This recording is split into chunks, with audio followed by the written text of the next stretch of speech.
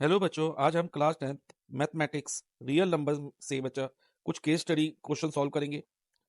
सबसे पहले बच्चा केस स्टडी 1 का हमारे पास क्वेश्चन है। इसमें लिखा है to enhance reading skill of grade 10 student. To enhance means reading skill improve करनी है ग्रेड 10th स्टूडेंट्स की। उसके लिए स्कूल ने आपको नॉमिनेट किया है। The school nominate you and two of your friend. आपको और आपके दो फ्रेंड को नॉमिनेट किया गया है to set up a class library, ताकि आप क्लास लाइब्रेरी सेटअप कर सको।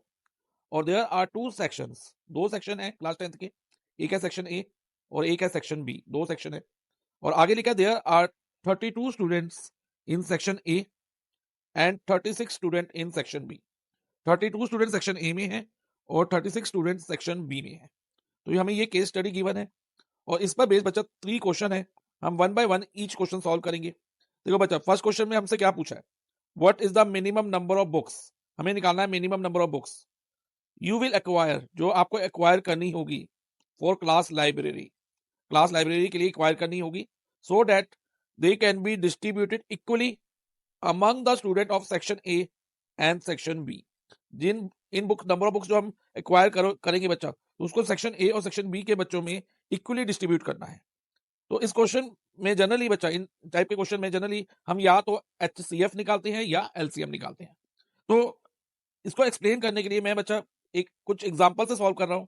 फॉर एग्जांपल, सेक्शन ए में 4 स्टूडेंट है और सेक्शन बी में 6 स्टूडेंट है। अभी इन नंबर को भूल जाओ। अभी ये मान लो कि सेक्शन ए में 4 स्टूडेंट है और सेक्शन बी में 6 स्टूडेंट है। और हमें निकालना है कि इनके लिए minimum number of library book हो, नंबर ऑफ बुक्स निकालनी है। वो नंबर मिनिमम होना चाहिए और इनमें इक्वली डिवाइड हो जाना चाहिए। यानी कि वो नंबर 4 से भी डिवाइड होना चाहिए और वो नंबर 6 से भी डिवाइड होना चाहिए। अब मान लो अगर मैं इन दोनों नंबर का HCF लूं, हाईएस्ट कॉमन फैक्टर लूं, हाईएस्ट कॉमन फैक्टर 4 और 6 का अगर हम कैलकुलेट करेंगे तो 2 आएगा HCF क्या आएगा 2। क्या ये 2 नंबर ऑफ बुक्स 4 और 6 से डिवाइड होगा? नंबर 2 जो है 4 और 6 से डिवाइड होगा? नहीं होगा। तो ये डिविजिबल ही नहीं है, तो इसलिए HCF तो हम नहीं लेंगे, तो हम LCM लेंगे। अब LCM क्यों लेंगे वो भी ध्यान से समझना।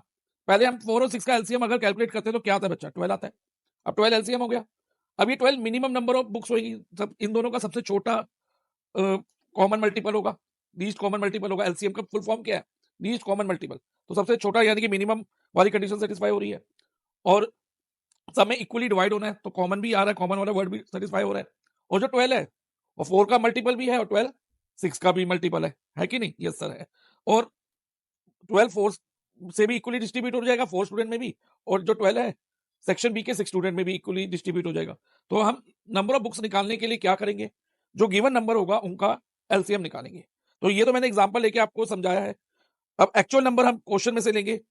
32 स्टूडेंट है और 36 स्टूडेंट है, तो जो इन दोनों का एलसीएम होगा ना, वही मिनिमम नंबर ऑफ बुक्स होंगी जो हम इक्वली डिस्ट्रीब्यूट कर पाएंगे सेक्शन ए के बच्चों में भी और सेक्शन बी के बच्चों में भी। तो फर्स्ट पार्ट में हमें क्या निकालना है? एलसीएम। तो एलसीएम निकालने के लिए हम प्राइम फैक्टराइजेशन मेथड यूज करते हैं। तो 32 को प्राइम फैक्टराइज कर लो पहले बच्चा। 32 को 2 से करते हैं तो 16, अगेन 2 से जा रहा है 8, फिर 2 से जा रहा है 4, फिर 2 से अगेन 2 से जाएगा और फाइनली इधर 1 आ जाएगा। इसी तरह से 36 की भी प्राइम फैक्टराइजेशन हम देखते हैं बच्चा क्या आती है। 36 को 2 से करते हैं तो 18, अगेन ये 2 से डिविजिबल है तो इधर 9 आएगा। अब 9 3 से डिविजिबल है, 9 को 3 से डिवाइड करके 3 आता है, तो इधर फाइनली 3 को 3 से करेंगे तो इधर 1 आ जाएगा। तो अब 32 की प्राइम फैक्टराइजेशन क्या होगी बच्चा? 2 रेज टू पावर 2 कितनी बार आ रहा है? 5 टाइम्स, 2 रेज टू पावर 5। और 36 की प्राइम फैक्टराइजेशन हो गई 2 स्क्वायर, क्योंकि 2 2 टाइम्स आ रहा है और 3 भी 2 टाइम्स आ रहा है, तो 3 square, 2 square into 3 square. Okay, अब हमें इनका एलसीएम लेना है। तो एलसीएम में बच्चा हम कॉमन प्राइम फैक्टर की हाईएस्ट पावर लेते हैं। तो इसमें हमें 2 तो बच्चा कॉमन दिख रहा है, लेकिन 3 कॉमन नहीं है। लेकिन हम 3 भी कॉमन बना सकते हैं। कैसे? अगर मान लो 2 रेज टू पावर 5 है, तो इसको क्या मैं यहाँ पर 1 लिख सकता हूँ? क्योंकि any number multiply by 1 same number होता है, तो लिख सकता हूँ। तो लेकिन अब इस 1 को अगर हम फर्दर किससे रिप्लेस कर दें? 3 की पावर 0 से, क्योंकि एनीथिंग पावर 0 भी तो 1 है। तो इस 1 की जगह हम 3 की पावर 0 लिख सकते हैं, यानी कि 1 की जगह हमने क्या लिखा? 3 की पावर 0, ताकि हमें इधर भी कॉमन नंबर मिल जाए। ठीक है, common number, common prime factor मिल जाए। तो अब हम कॉमन देखते हैं बच्चा इन दोनों में। 2 कॉमन है दोनों में और हाईएस्ट पावर क्या है? 2 की 5, तो 2 रेज टू पावर 5 और 3 रेज टू पावर 0 और 3 रेज टू पावर 2 में 3 raise to power 2 highest power है, तो 3 रेज टू पावर 2 लेंगे। अब इसको कैलकुलेट करें तो बच्चा हमारे पास आता है 32 मल्टीप्लाई बाय 9, और 32 को 9 से मल्टीप्लाई करते हैं तो हमें मिलेगा 288। So minimum number of books is equal to क्या होगा बच्चा, 288। अब बच्चा इस क्वेश्चन का सेकंड पार्ट हम करेंगे। इसमें लिखा है the product of two positive integer, दो पॉजिटिव इंटीजर मान लेते हैं कि एक ए है और एक बी है, उनका प्रोडक्ट हो गया A multiply by B, product means multiply, is equal to, किसके इक्वल है, product of their HCF and LCM। किसके इक्वल है, product of HCF multiply by LCM is true. ये रिजल्ट हमें दिया हुआ है और आगे लिखा है then find HCF of 32 and 36। हमें इस रिजल्ट को यूज करते हुए HCF ऑफ 32 एंड 36 फाइंड करना है। ओके बच्चा, तो इस क्वेश्चन में तो हमें रिजल्ट दिया हुआ है, लेकिन कई बार हो सकता है कि ये रिजल्ट ना दिया होता, हमें ये कहा होता कि find the HCF of 32 and 36 using the answer of first part, first part का आंसर यूज करके करो। तो उस केस में हम यही फॉर्मूला यूज करेंगे। तो ये फॉर्मूला बच्चा आपको याद रखना होगा। तो अब हम सेकंड पार्ट करते हैं। अब हमारे पास दो नंबर क्या है बच्चा, 32 एंड 36। तो ए और बी की जगह हम 32 और 36 लिखेंगे। सो ये हो जाएगा 32 मल्टीप्लाई बाय 36। HCF हमें फाइंड करना है तो हम उसको x मान लेते हैं बच्चा। HCF ऑफ 32 एंड 36 को हमने x अज्यूम कर लिया। और LCM अभी हमने कैलकुलेट किया था फर्स्ट पार्ट में, कितना करा था, 288। तो ये 288 इधर लिख देंगे। अब x की वैल्यू क्या होगी बच्चा, इधर ये 288 मल्टीप्लाई में है, तो अगर हम इसको RHS से LHS में शिफ्ट करेंगे तो ये कहाँ चला जाएगा, डिवाइजर में, 288 हो जाएगा इधर। अब अगर लोएस्ट टर्म करें बच्चा तो ये 144, 2 से जाते हैं दोनों, 18 भी, देन इधर 72, अगेन 2 से जा रहा है 9। अब 72 9 से डायरेक्टली डिवाइड हो जाता है, 8 आता है, तो इधर 9 को 9 से करेंगे 1, तो इधर हमारे पास एक तो इधर 1 आ गया और इधर 8 आ गया, लेकिन 32 और 8 भी कट हो सकते हैं। 32 को अगर 8 से डिवाइड करेंगे तो 4 आएगा और 8 को 8 से करेंगे तो 1। तो हमारे पास क्या बचा, 4 मल्टीप्लाई 1। तो finally x is equal to हमारा क्या हुआ, 4 multiply 1 4। So HCF of the given number क्या हो गया, 4 हो गया। तो इस तरह से बच्चा सेकंड पार्ट हमारा कंप्लीट हो गया है। अब नेक्स्ट हम थर्ड पार्ट सॉल्व करते हैं इसका। थर्ड पार्ट में लिखा है express 36 as a product of its prime. Product of its prime का मतलब है प्राइम फैक्टराइजेशन। तो हमें 36 की प्राइम फैक्टराइजेशन करनी है, जो हम ऑलरेडी फर्स्ट पार्ट में कर चुके हैं बच्चा। देखो इधर ये प्राइम फैक्टराइजेशन करी थी और 36 की प्राइम फैक्टराइजेशन क्या होती, ये थी। तो यही हम थर्ड पार्ट की फर्स्ट चॉइस में कॉपी कर देंगे। ओके, सो बच्चा हम इसकी सेकंड चॉइस सॉल्व करते हैं इस क्वेश्चन की। इसमें लिखा है is 7 multiply 11 multiply 13 multiply 15 plus 15 is a composite number. क्या ये जो एक्सप्रेशन हमें दिया है ये कंपोजिट नंबर का एक्सप्रेशन है या नहीं है, ये हमें बताना है और साथ में हमें अपनी स्टेटमेंट को जस्टिफाई करना है। तो कंपोजिट नंबर होते क्या है बच्चा, कंपोजिट नंबर वो नंबर होते हैं जिनके मोर देन 2 फैक्टर्स होते हैं, यानी कि वो 2 से ज्यादा टेबल में आ सकते हैं वो नंबर। लाइक 4 के कितने फैक्टर, एक 1 फैक्टर है, एक 2 है और 4 खुद अपना फैक्टर है, तो उसके मोर देन 2 फैक्टर हो गए। लेकिन प्राइम नंबर कौन से होते हैं, जिनके ओनली 2 फैक्टर्स होते हैं, 1 एंड नंबर इटसेल्फ। तो हमें हमें देखना है कि ये कंपोजिट नंबर है या नहीं। तो उसके लिए पहले हम इसको कॉपी कर लेते हैं। अब देखो बच्चा इस एक्सप्रेशन में दो टर्म्स हैं, एक ये वाली टर्म है और एक +15, एक टर्म ही है। क्योंकि जो टर्म्स होती है ना हमेशा प्लस या माइनस के साइन से अलग होती हैं, तो इसमें इन दोनों टर्म्स के बीच में प्लस का साइन है, तो ये फर्स्ट टर्म हो गई, ये सेकंड टर्म हो गई। अब देखो बच्चा फर्स्ट टर्म और सेकंड टर्म में क्या कॉमन दिख रहा है आपको, 15। तो हम 15 पहले कॉमन ले लेते हैं। ओके बच्चा, तो 15 हमने कॉमन ले लिया, तो ब्रैकेट में क्या रहेगा, 7 मल्टीप्लाई 11 मल्टीप्लाई 13 और 15 तो बाहर आ गया तो 15 नहीं लिखेंगे, फिर प्लस का साइन और इधर क्या बचेगा बच्चा, इधर तो 15 पूरा बाहर आ गया, तो 15 1 दा 15 होता है ना, तो इधर क्या रह जाएगा, 1 रह जाएगा। ओके, अब इसके मोर देन 2 फैक्टर है, कैसे, मान लो अगर मैं यहाँ मल्टीप्लाई बाय 1 लगा सकता हूँ, क्योंकि any number multiply by 1 is same number. तो देखो इसमें कितने फैक्टर हो गए बच्चा, 3 फैक्टर हो गए, एक तो 15 हो गया, एक इसको सॉल्व करके एक फैक्टर निकलेगा, हो सकता है कि जो इसको सॉल्व करके आंसर आए वो फर्दर और फैक्टराइज हो जाए, ठीक है, और एक फैक्टर ये हो गया। तो अभी जो विजिबल है हमें 3 फैक्टर तो अभी दिख रहे हैं, एक तो 1, एक 15 और एक सॉल्व करके जो इसका आंसर आएगा, 3 फैक्टर हो गए, तो मोर देन 2 फैक्टर हो गए। तो अगर किसी नंबर के मोर देन 2 फैक्टर हो जाए तो उसे हम कंपोजिट नंबर कह सकते हैं। तो फाइनली हम स्टेटमेंट लिखेंगे, सिंस जो भी एक्सप्रेशन है हम कॉपी कर लेते हैं, has more than 2 factor therefore given expression is a composite number. So इसके साथ बच्चा हमारा third part of case study 1 भी सॉल्व हो गया। अब हम केस स्टडी 2 सॉल्व करेंगे।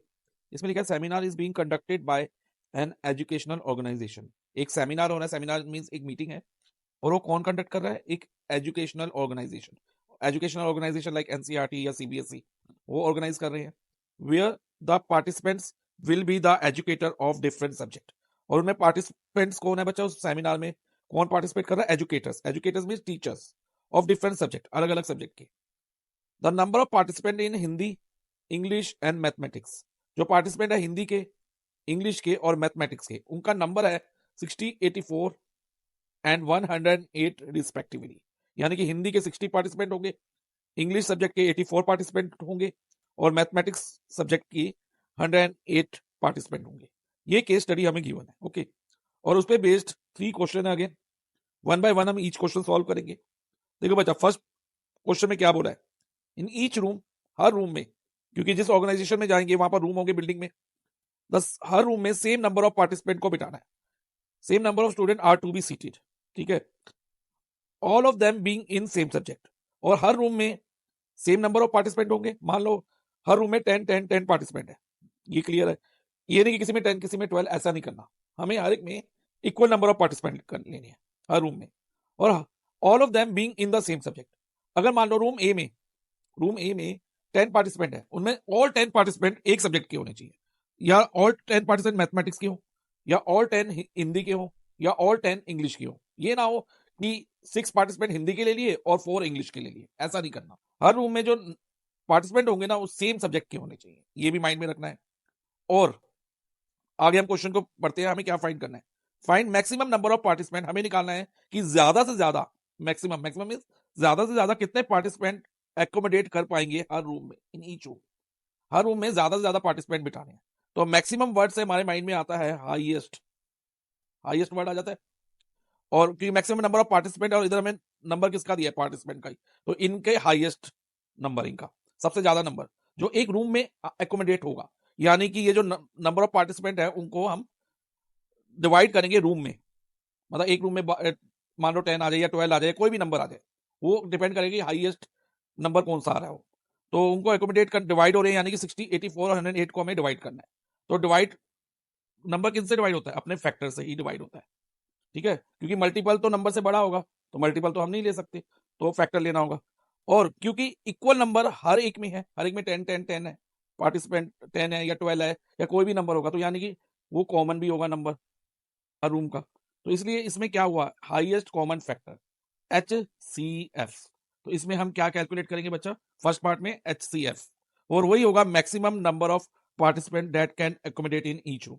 हर रूम में ज्यादा से ज्यादा पार्टिसिपेंट कितने आ सकते हैं, हमें कैलकुलेट करना है, और वो क्या होगा? HCF of 3 number. तो HCF निकालने के लिए हमें प्राइम फैक्टराइजेशन करनी होगी, जो मैंने ऑलरेडी करी हुई है। देखो बच्चा, 60 की प्राइम फैक्टराइजेशन होगी, 60 is equal to 2 multiply 3 multiply 5, और 84 की फैक्टराइजेशन होगी 2 मल्टीप्लाई 3 मल्टीप्लाई 7, और 108 की 2 मल्टीप्लाई 3 ओके। अब इनका HCF हाईएस्ट कॉमन फैक्टर क्या होगा? ध्यान देना बच्चा, हाईएस्ट कॉमन फैक्टर हम कैसे लेते हैं? कॉमन प्राइम नंबर की स्मॉलेस्ट पावर। जैसे इन तीनों में 2 कॉमन है, और इनमें हाईएस्ट पावर क्या है? 2 ही है, कि सब में 2 है तो हाईएस्ट पावर भी 2 ही होगी। तो 2 मल्टीप्लाई बाय, अब 3 भी तीनों में कॉमन है, तो इनमें स्मॉलेस्ट पावर क्या है? 3 की पावर 1।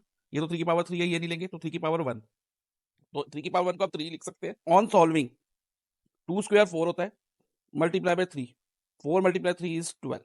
सो हर रूम में मैक्सिमम 12 स्टूडेंट हम एकोमोडेट कर पाएंगे। ओके, तो हम स्टेटमेंट हम क्वेश्चन में से ही बना लेंगे। देखो बच्चा, यहाँ मैं मार्क कर रहा हूँ statement, maximum number of participant that can accommodate in each room is equal to 12। तो फर्स्ट पार्ट हमारा कंप्लीट हो गया।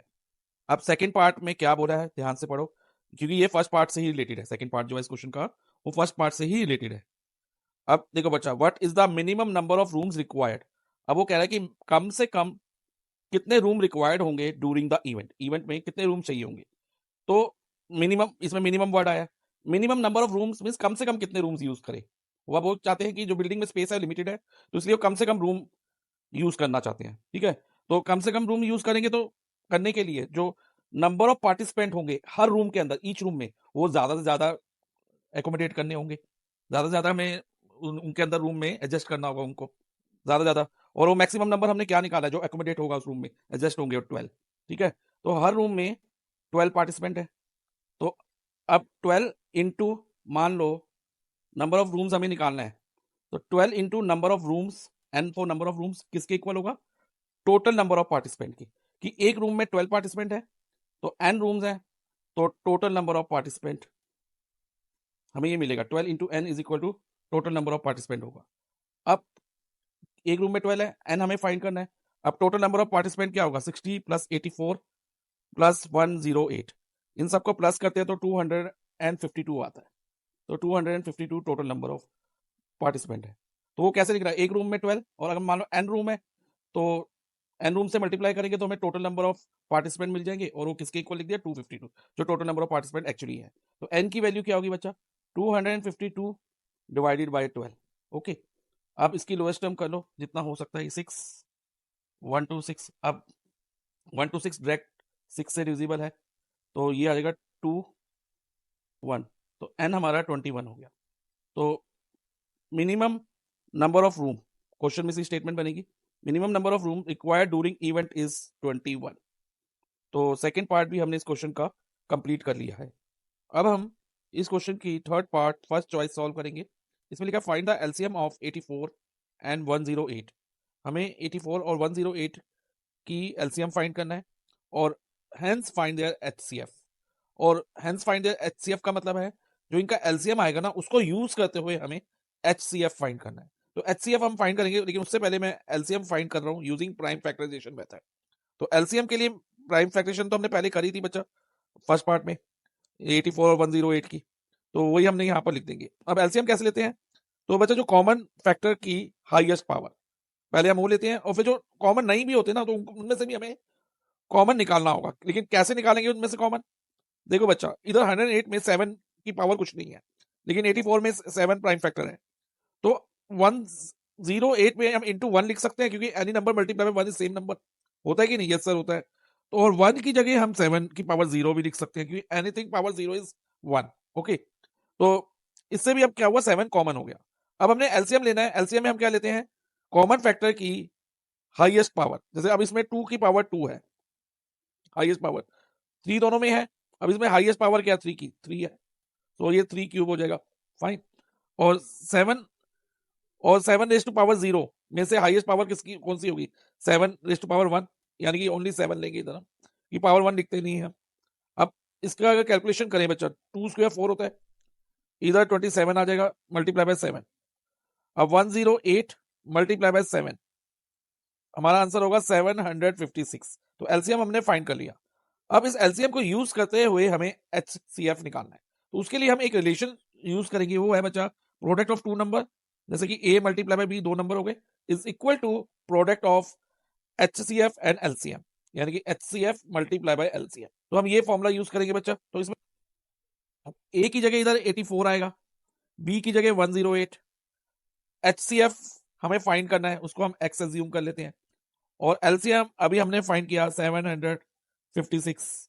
अब x की वैल्यू होगी x is equal to 84 multiply by 108 upon 756। अभी ये 84 को 2 से करेंगे तो 42 आएगा, और 756 को अगर 2 से डिवाइड करते हैं बच्चा तो हमारे पास आता है 3 7 8। ओके, अगेन ये 2 से डिविजिबल है 21, और 21 और इसको 2 से करेंगे तो 1 8 9। ओके, अभी 21 और 189 दोनों बच्चा 3 से डिविजिबल है, ये 7 और यहाँ पर 63, और 7 1 द 7, 63 को 7 से डिवाइड करेंगे तो 9, इधर 9 आ गया। अब 108 भी 9 से डिवाइड होके 12 आ जाएगा। ओके बच्चा, तो हमारा x की वैल्यू कितनी हो गई, 12। So HCF of two number 84 and 108 is 12। सो हम लिख देंगे HCF इज इक्वल टू 12। तो हमने फर्स्ट चॉइस सॉल्व कर ली है। अब बच्चा थर्ड क्वेश्चन की सेकंड चॉइस हम करेंगे। इसमें हमें क्या करना है, देखो state fundamental theorem of arithmetic. हमें फंडामेंटल थ्योरम ऑफ अर्थमेटिक की स्टेटमेंट लिखनी है, और इसकी स्टेटमेंट बच्चा ये होती है, एवरी कंपोजिट नंबर, जैसे कोई भी कंपोजिट नंबर ले लो लाइक 84, ठीक है, कैन बी एक्सप्रेस और factorise as a product of prime. तो उसकी हम फैक्टराइजेशन कर सकते हैं, as a product of prime लिख सकते हैं, यानी कि प्राइम फैक्टराइजेशन कर सकते हैं। जैसे मान लो 84 है तो 84 की प्राइम फैक्टराइजेशन क्या होगी, पहले 2 से डिवाइड करो उसको 42, अगेन ये 2 से डिविजिबल है 21, अब 3 से है, देन 7, 7 को 7 से करेंगे 1। तो 84 की फैक्टराइजेशन जो कि कंपोजिट नंबर था, तो उसकी फैक्टराइजेशन क्या हुई, 2 square multiply by 3 multiply by 7। तो इसको हमने as a product of prime express कर सकते हैं। किसी भी कंपोजिट नंबर को, and this factorisation is unique. तो जो ये फैक्टराइजेशन होगी यूनिक होगी। अब ऐसे कोई दो नंबर नहीं होंगे जिनकी प्राइम फैक्टराइजेशन सेम हो, जैसे 84 की फैक्टराइजेशन ही है तो मैं कहूँ 72 की भी यही होगी, ऐसा पॉसिबल नहीं है। यानी कि वो यूनिक है। यूनिक मीन्स खास फैक्टराइजेशन है, सब हर नंबर की एक अलग खास फैक्टराइजेशन है। अब आगे लिखा apart from the order in which the prime factor occur. और जो ऑर्डर है प्राइम फैक्टर का, जैसे 2, 3 और 7 प्राइम फैक्टर है, इनका ऑर्डर मैटर नहीं करता। 7 हम पहले भी ले सकते हैं, हम इसको ऐसे भी लिख सकते हैं 7 इंटू 2 स्क्वायर इंटू 3, ठीक है। तो ऑर्डर कुछ भी ले सकते हैं, ऑर्डर पे मैटर नहीं करता apart from the order in which prime factor occur. तो ये है बच्चा हमारी फंडामेंटल थ्योरम ऑफ अर्थमेटिक। तो इस तरह से बच्चा केस स्टडी 2 हमारी कंप्लीट हो गई है। अब हम नेक्स्ट केस स्टडी करते हैं, केस स्टडी 3। इसमें लिखा है mathematic exhibition is being conducted in your school. आपके स्कूल में बच्चा एक मैथमेटिक एग्जीबिशन होनी है, and one of your friend is making a model of factor tree. और आपका एक फ्रेंड है जो एक फैक्टर ट्री का मॉडल बना रहा है, कुछ इस तरह से। देखो बच्चा, ये उसकी पिक्चर दी हुई है मॉडल की। ही हैज सम डिफिकल्टी, उसको कुछ डिफिकल्टी आती है, and asks for your help in completing a quiz. और वो हेल्प मांगता है ताकि वो ये क्विज को कंप्लीट कर सके। ये क्विज है जो उसने ऑडियंस के लिए बनाई है, जो एग्जीबिशन में आएगी। तो वो इस क्विज को कंप्लीट करने के लिए आपकी हेल्प चाहता है। और आगे लिखा है observe the following factor tree and answer the following. हमें इस फैक्टर ट्री को ऑब्जर्व करना है, model of the factor tree कह लो, और ये 3 क्वेश्चंस हैं उनको सॉल्व करना है। और यही उसकी प्रॉब्लम है बच्चा, ये 3 क्वेश्चन जो हैं वही उसकी डिफिकल्टीज है। तो फर्स्ट क्वेश्चन क्या है, what will be the value of X Y and Z. हमने value of X Y and Z निकालनी है। देखो बच्चा, इसमें फैक्टर ट्री में एक्स वाई और जेड हमें नहीं दिया, इसकी वैल्यू हमें चाहिए। तो इसे करने के लिए पहले आप ये समझो बच्चा कि फैक्टर ट्री होता क्या है, what is actually factor tree is. Suppose हमारे पास कोई नंबर है 56, इसका फैक्टर ट्री अगर हम बनाना चाहें तो कैसे बनाएंगे बच्चा। देखो 56 2 से डिविजिबल होता है, यस सर होता है। तो 2 मल्टीप्लाई बाय 28 लिख सकते हैं ऐसे हम 56 को। और ऐसे देखिए तो 2 इंटू 28 56 होता है। और अगेन 28 भी 2 से अभी डिवाइड हो सकता है, तो 2 मल्टीप्लाई बाय 14 28। और 14 भी अभी 2 से जाता है, 2 मल्टीप्लाई बाय 7 14 होता है। तो अब इधर देखो लास्ट में जब 2 प्राइम नंबर आ जाएंगे तो हमारा फैक्टर ट्री फॉर्म हो जाएगा। अब ये 56 कैसे बना था बच्चा, 2 मल्टीप्लाई 28 करके ना। अगर हम इसको ऐसे देखें 2 मल्टीप्लाई 28 56 है। मान लो अगर हमें 56 ना दिया होता, हमें 56 निकालना होता, तो हम क्या करते हैं 2 मल्टीप्लाई 28 इज इक्वल टू 56 कर लेते हैं। और ऐसे ये 28 क्या है 2 मल्टीप्लाई बाय 14, और ये 14 कैसे मिलेगा 2 मल्टीप्लाई बाय 7 करके। अब यही पैटर्न हमने इस क्वेश्चन में फॉलो करना है बच्चा। देखो अब ये जैसे 56 2 इंटू 28 था, तो x किसके इक्वल होगा, x होगा 5 मल्टीप्लाई बाय, देखो 5 मल्टीप्लाई बाय 2783 के इक्वल। और 5 इंटू 2783 करते हैं तो हमें मिलता है 13915 13915। तो x की वैल्यू ये आ गई। अब नेक्स्ट 2783 को फैक्टराइज करें तो इस फैक्टर ट्री के अकॉर्डिंग ये हमें क्या मिलेगा, y मल्टीप्लाई बाय 253, यही होगा ना, क्योंकि 2783 y इंटू 253 2783 होगा। अब अगर हम y की वैल्यू लेना चाहते हैं बच्चा, तो इधर क्या होगा 2783 डिवाइडेड बाय 253 हो जाएगा, क्योंकि इधर RHS में 253 मल्टीप्लाई में था, तो LHS में आके डिवाइजर में चला जाएगा। अब इसको अगर इससे कट करते हैं 253 से 2783 को कट करेंगे तो हमारे पास 11 आएगा। सो y की वैल्यू हमारी 11 हो गई। अब नेक्स्ट z की वैल्यू हमें निकालनी है। तो अगेन बच्चा ये 253 किसका प्रोडक्ट होगा, जैसे 14 2 इंटू 7 था, तो 253 किसका प्रोडक्ट होगा 11 मल्टीप्लाई z का। सो फाइनली z क्या होगा 253 अपॉन 11, और 253 को 11 से डिवाइड करते हैं तो z हमारा 23 आएगा।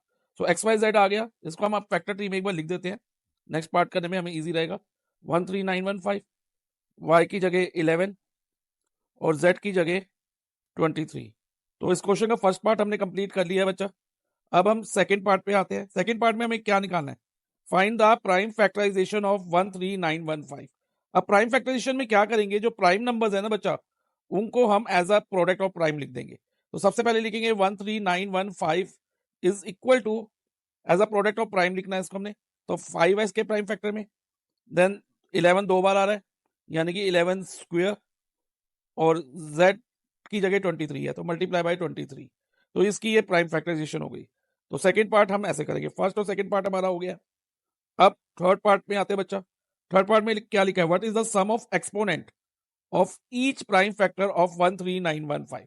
13915 की हमने प्रोडक्ट ऑफ प्राइम लिखा है उसकी, और उसके हर प्राइम फैक्टर के एक्सपोनेंट, एक्सपोनेंट मींस पावर। जैसे 5 की पावर कुछ नहीं लिखा नहीं था तो इधर 1 मान सकते हैं, तो 5 की पावर 1 है, और 11 की पावर 2 है, और 23 की भी कोई पावर नहीं है तो यहाँ 1 लिख सकते हैं। तो इनकी पावर का सम, एक्सपोनेंट मींस होता है पावर, तो sum of exponent is equal to 1 + 2 + 1, यानी कि हर प्राइम फैक्टर की पावर को ऐड कर दो, विच कम्स टू बी 4। तो थर्ड पार्ट भी हमने इस क्वेश्चन का कर लिया है बच्चा।